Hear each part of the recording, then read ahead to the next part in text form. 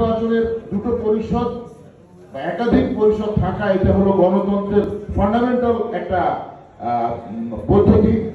যে আর এই 3 বছর পর পর নির্বাচন, এটা হলো আমাদের সাংগঠনিক বাধ্যবাধকতা।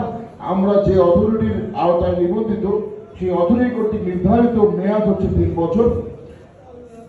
আমার বন্ধু প্রতিপক্ষ যারা আছেন তারা বলছেন নির্বাচন একটি উৎসব, 3 বছর পর পর আসে।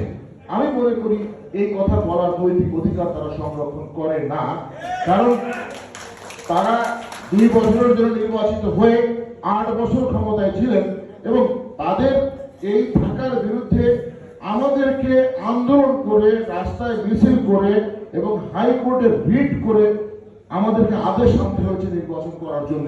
এবং এই আদেশ স্থগিত রাখার জন্য তারা অ্যাসোসিয়েশনের 18 লক্ষ টাকা খরচ করেছিল মামলা পরিচালনার জন্য। এই তার ভাউচার।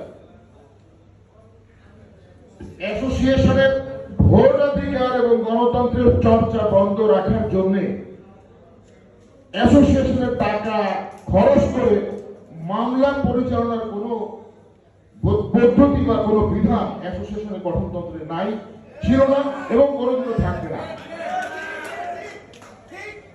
সুতরাং এর পক্ষে কোনো বাজেট অনুমোদনও ছিল না এবং কোনোদিন হবে না। আমি মনে করি এই ভোটাধিকার বন্ধ তথা অ্যাসোসিয়েশনের টাকা খরচ করে তারা যদি করেছে, সুস্পষ্টভাবে তাদের বিরুদ্ধে দুর্নীতির মামলা হওয়া উচিত। হয়তো ভবিষ্যতে হবে, কারণ এই দলিল তো রয়ে গেছে। যে টাকার অনুমোদন নেই সেই টাকা খরচ করার কোনো অধিকারও তাদের নেই।